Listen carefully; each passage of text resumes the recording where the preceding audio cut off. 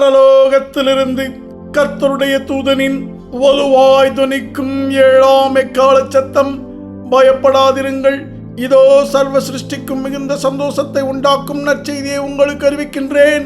வருத்தப்பட்டு பாரஞ்சுமக்கிறவர்களே, நீங்கள் எல்லோரும் எல்லா நாமத்திற்கும் மேலான நாமத்தை உடைய என்றென்றைக்கும் ஸ்தோத்தரிக்கப்பட்ட, காலத்தை தாண்டியும் ஸ்தோத்தரிக்கப்படுகின்ற சர்வ வல்லமுள்ள மகிமையின் கர்த்தராகிய கிறிஸ்துவினிடத்தில் வாருங்கள். சர்வத்தையும் வார்த்தையினால் ஜனிப்பித்த மகிமையின் பிதாவாகிய கிறிஸ்துவுக்கு எபிரேயர் 11:1 வேத வாக்கியத்தின்படியான விசுவாசத்தால் கீழ்ப்படியுங்கள்.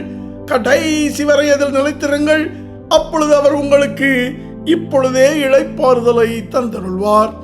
ஆண்டவரும் சர்வவல்லமையுள்ள நம்முடைய பிதாவாகிய கிறிஸ்து இயேசுவின் கிருபையினால் நம்முடைய கர்த்தராகிய கிறிஸ்து இயேசுவின் மகிமையை நீங்கள் அடையும் பொருட்டாக எங்கள் சுவிசேஷத்தினாலே அந்த ரட்சிப்புக்குள் மகிமையாகிய கிருபையினால் அடையும்படியாக அழைக்கப்பட்ட உங்களை முதலாவதாக கிறிஸ்துவுக்குள் விசுவாசத்திற்கு கீழ்ப்படிய பண்ணும்படிக்கும் நீங்கள் கர்த்தராகிய கிறிஸ்துவின் அப்போஸ்தல நித்திய சுவிசேஷமான மகிமையின் பிதாவாகிய கிறிஸ்துவின் சித்தத்தை கேட்டு உணரும்படியாக வெளிப்படுத்தி அறிவிக்க உன்னதத்திலிருந்து அடிமை அனுப்பப்பட்டதால் உங்களில் உள்ள மூப்பருக்கு உடன் மூப்பனும், கர்த்தராகிய கிறிஸ்துவின் பாடுகளுக்கு சாட்சியும், இனி கர்த்தராகிய கிறிஸ்துவினால் வெளிப்படும் மகிமைக்கு பங்காளியும், சர்வவல்லமுள்ள மகிமையின் கிறிஸ்துவனிடத்தில் கிருபையையும் அப்போஸ்தல ஊழியத்தையும் அவருடைய சித்தத்தின்படி அவரிடத்தில் பெற்றுக் கொண்டதால் உங்கள் மத்தியில் உயிரோடு இருக்கின்ற அப்போஸ்தலனாகிய சீலோவாம் பவுல் சர்வவல்லமுள்ள கர்த்தராகிய கிறிஸ்துவுக்கு உங்கள் விசுவாசத்தால் நீங்கள் கீழ்ப்படிவதால்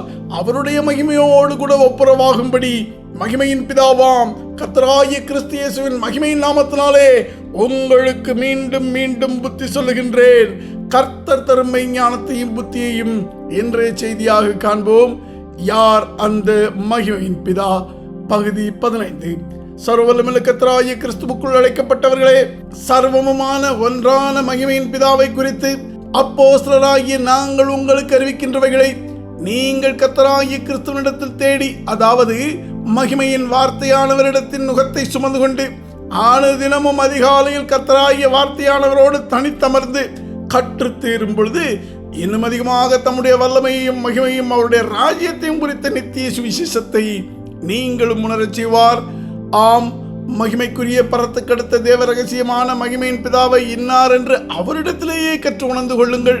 பரலோகத்தையும் பூமியையும் சமுத்திரத்தையும் சர்வத்தையும் அவையில் உள்ள யாவற்றையும் உண்டாக்கினவருமான, நாள் உண்டாகிறதற்கு முன்பாகவே இருக்கின்ற நித்தியமான சர்வ வல்லமுள்ள வார்த்தையும் நித்திய ஜீவனும் உயிர்த்தெழுதலுமாயிருக்கின்ற கர்த்தரும் மகிமையின் பிதாவுமான கிறிஸ்து இயேசுவினிடத்தில் நீங்கள் மனம் திரும்பி விசுவாசத்தில் கடைசி வரை நிலைத்திருக்க வேண்டும் என்று அப்போஸ்தலராகிய நாங்கள் அப்போஸ்தல நித்திய சுவிசேஷத்தால் மெய்ஞானமும் புத்தியுமாயிருக்கின்ற வார்த்தையாகிய கிறிஸ்துவையே உங்களுக்கு பிரசங்கிக்கின்றோம்.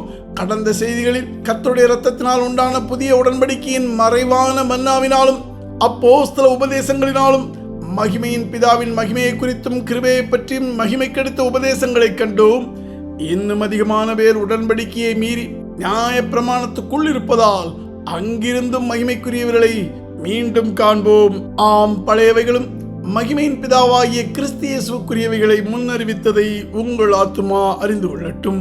கர்த்தராகிய கிறிஸ்துவுக்குள் அவரால் அழைக்கப்பட்டவர்களே, இன்னும் நீங்கள் ஏன் கர்த்தராகிய கிறிஸ்துவின் குமாரனும் குமாரத்தியும் ஆகவில்லை என்றும் அவரும் ஏன் உங்களுக்கு பிதாவாகவில்லை என்றும் 2 கொரிந்தியர் 6:14-18 கொடுக்கப்பட்ட உபதேசத்தை உங்களுக்கு அறிவித்திருந்தேன். உணர்ந்து கொண்டீர்களா?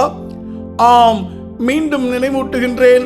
எபிரேயர் 11:1 கொடுக்கப்பட்டுள்ள கட்டளைப்படி விசுவாசியாததால் கர்த்தருடைய இரத்தத்தால் விலைக்கிரயம் செய்யப்பட்டதை மறந்து மகிமையின் பிதாவாகிய கிறிஸ்து இயேசுவின் ஆலயத்தை குறித்த, சபையை குறித்த, விசுவாசத்தை குறித்த, ஞானஸ்நானத்தை குறித்த, திருவிருந்தை குறித்த எந்த கட்டளைகளுக்கும் அவருக்கு கீழ்ப்படிய மறுத்து பாகாலின் கட்டட ஆலயங்களுக்கும் சபைகளுக்கும் உபதேசங்களுக்கும் அடிமைப்பட்டு எகிப்தின் அடிமைத்தனத்துக்குள்ளானவர்கள் போல விசுவாசத்தால் கீழ்ப்படியாத எவனும் எவளும் அதே அடிமைத்தனத்திற்குள் மீண்டும் தொடருவதால் நீங்கள் கர்த்தரை அறிகிற அறிவில் விழுந்து போய் உலகப் பொருளை ஆசீர்வாதம் என்று உபதேசிக்கிறவர்களிடத்தில் உங்கள் ஆத்துமாவை விற்று போட்டிருக்கின்றீர்கள்.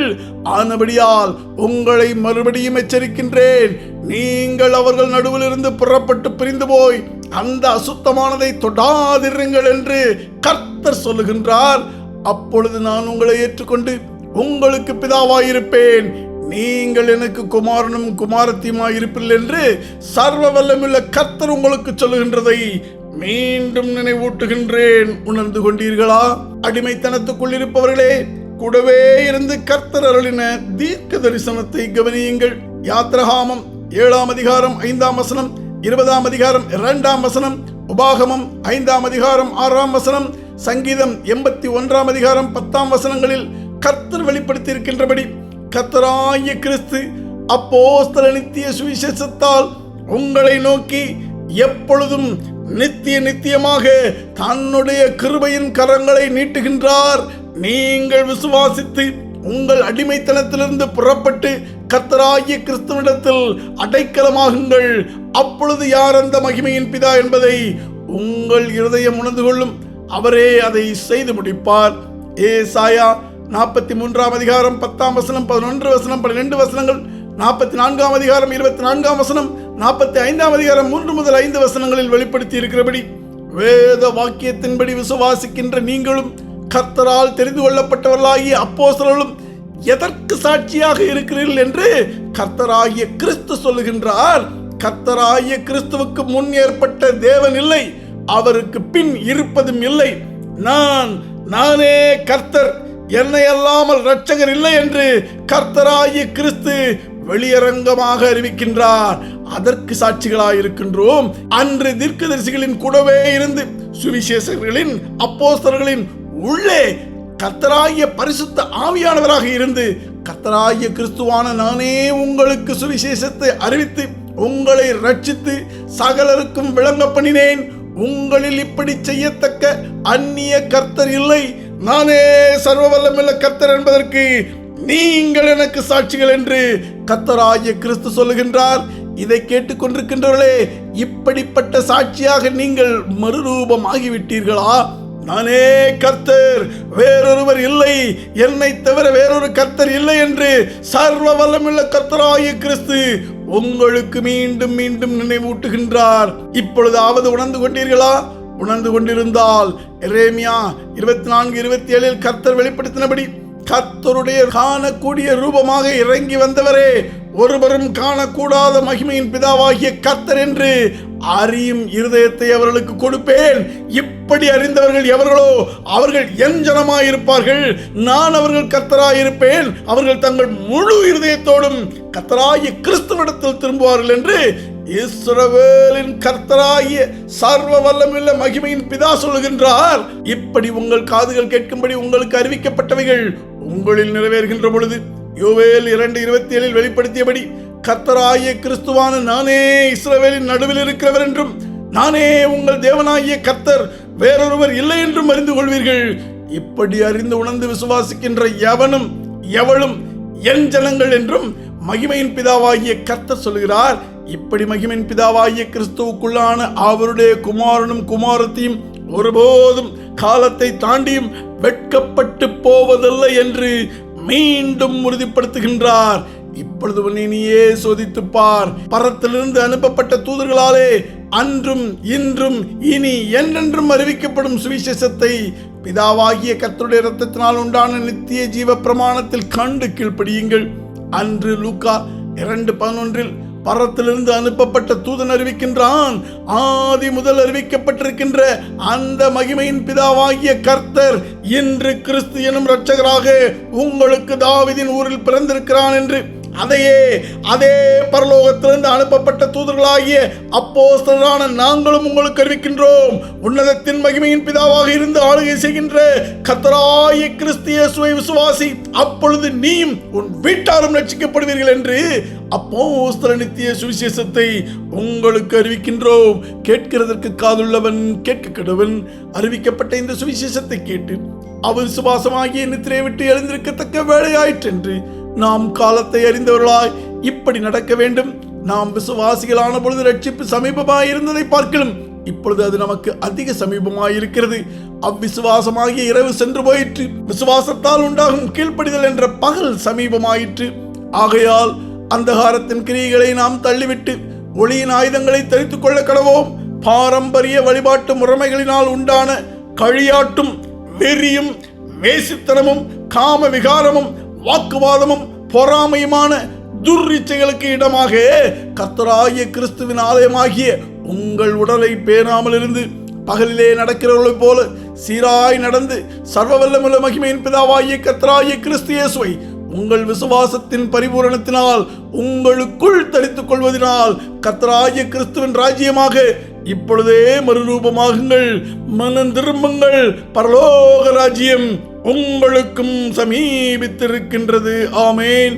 நீ உயிரோடு பூமியில் வாழும் இந்த கிருபையின் நாட்களில் சர்வ வல்லமையுள்ள கர்த்தராகிய கிறிஸ்துவின் அப்பம் பிக்குதலில் பங்கு கொள்ள அதிகாலையில் சர்வ வல்லமையுள்ள கர்த்தராகிய கிறிஸ்துவோடு கூட சபை கூடி அவருடைய நேரடியான உபதேசத்திற்கு செவி கொடுத்து அதை உணர்ந்து கொள்வதனால் புசித்து உணர்த்தப்பட்டதை உங்கள் ஆவி ஆத்மா சரீரத்தில் நிறைவேற்றுவதனால் பானம் பண்ணி உங்கள் விசுவாசத்தால் கர்த்தராகிய கிறிஸ்துவுக்கு கீழ்ப்படியுங்கள். கடைசி வரை அதில் நிலைத்திருங்கள். கர்த்தரை அறிகிற அறிவில் வளருங்கள். அழைக்கப்பட்டவர்களையும் அப்படியே கர்த்தராகிய கிறிஸ்துவுக்குள் வளரச் செய்யுங்கள். பரிசுத்த தீர்க்கதரிசிகளால் முன் சொல்லப்பட்ட வார்த்தைகளையும் இரட்சகராய் இருக்கிற கர்த்தருடைய அப்போஸ்தலராகிய எங்களுடைய கட்டளைகளையும் நீங்கள் நினைவு கூறும்படி இந்த நிருபங்களினால் உங்கள் உண்மையான மனதை நினைப்பூட்டி எழுப்புகின்றேன். ஆமேன். எங்கள் அப்போஸ்தல நித்திய சுவிசேஷமாகிய இந்த 7ஆம் எக்கால சத்தம் உங்கள் இருதயத்தில் துணிப்பதாக. அழைக்கப்பட்டவர்களே, கர்த்தராகிய கிறிஸ்து இயேசுவுக்குள் அப்போஸ்தல நித்திய சுவிசேஷத்தின்படி யோவான் 7:38 வழிநடத்துதலினால் எபிரேயர் 11:1 கட்டளையில் வெளிப்படுத்தினபடி யோவான் 14:7 முதல் 11 வசனங்களின்படி கர்த்தராகிய கிறிஸ்து தன்னையே மகிமையின் பிதாவென்று உங்களை நம்பச் சொன்னவைகளில் நீங்கள் உறுதியாயிருந்து ரோமர் 1:20 வெளிப்படுத்தினபடி உங்கள் மாம்சத்தின் கண்களில் மகிமையின் கிறிஸ்துவிடத்தில் காணாததும் காணக்கூடாததும் ஆகிய நித்திய வல்லமையையும் மகிமையையும் கர்த்தராகிய கிறிஸ்துவிடத்தில் மாத்திரம் உள்ளது என்பதில் ஏசாயா 45:24 பரிசுத்த ஆவியானவர் முன்னறிவித்து வெளிப்படுத்தினபடி உங்கள் முழு இருதயத்திலும் நிச்சயம் உள்ளவர்களாகி இப்படி வேத வாக்கியங்களின்படி மகிமையின் கிறிஸ்துவின் மேல் வைக்கும் விசுவாசத்தில் மகிமையில் உள்ள தூதர்களும் ஆதி அப்போஸ்தலர்களும் இப்பொழுது நாங்களும் எங்கள் வீட்டாரும் நிலைத்திருப்பதைப் போல நீங்களும் உங்கள் வீட்டாரும் எங்களோடு கூட மகிமையின் பிதாவாகிய கர்த்தராகிய கிறிஸ்துவுக்குள் இப்படி ஒரே சிந்தையாயிருந்து விசுவாசத்தால் கீழ்ப்படிந்திருக்க அழைக்கப்பட்ட உங்களுக்கு மகிமையின் கர்த்தராகிய கிறிஸ்துவின் நாமத்தினாலே கர்த்தருக்கு முன்பாக அவருக்கென்று ஒளி வீசும் சபையாயிருந்து மீண்டும் கர்த்தரின் முகத்தின் மகிமையின் பேரொளியை உங்கள் மேல் அப்போஸ்தல நித்திய சுவிசேஷ வெளிச்சமாக பிரதிபலிக்கின்றேன். எல்லா நாமத்திற்கு மேலான நாமத்தை உடைய சர்வ வல்லமையுள்ள பிதாவாகிய கர்த்தரும் இரட்சகரும் என்றென்றைக்கும் ஸ்தோத்திரிக்கப்பட்ட மகிமையின் கர்த்தருமாகிய கிறிஸ்து இயேசுவினுடைய கிருபையும் அவருடைய மனதுருக்கமும் அவருடைய தயவும் அவருடைய அன்பும் அவருடைய பரிசுத்த ஆவியின் ஐக்கியமும் சர்வ வல்லமையுள்ள கர்த்தராகிய இயேசுவை சர்வ வல்லமையுள்ள கர்த்தராகிய கிறிஸ்து என்று விசுவாசிப்பதால் கீழ்ப்படிந்து அதை அறிக்கையிடுவதால் ரட்சிப்படைகின்ற உங்கள் அனைவரோடும் கூட இம்மையிலும் காலத்தை தாண்டி மகிமையிலும் நித்திய நித்தியமாக நிலைத்திருப்பதாக. ஆமென். நீங்கள் கேட்ட இந்த செய்தியை மகிமையின் கிறிஸ்துவுக்குள் பரிசுத்தவான்களாகும்படி அழைக்கப்பட்ட தேவனுடைய சபையான சகோதர சகோதரிகள் யாவரும் கேட்க செய்ய வேண்டும் என்று கர்த்தரின் பேரில் ஆணையிட்டு உங்களுக்கு சொல்லுகின்றேன். ஆமென்.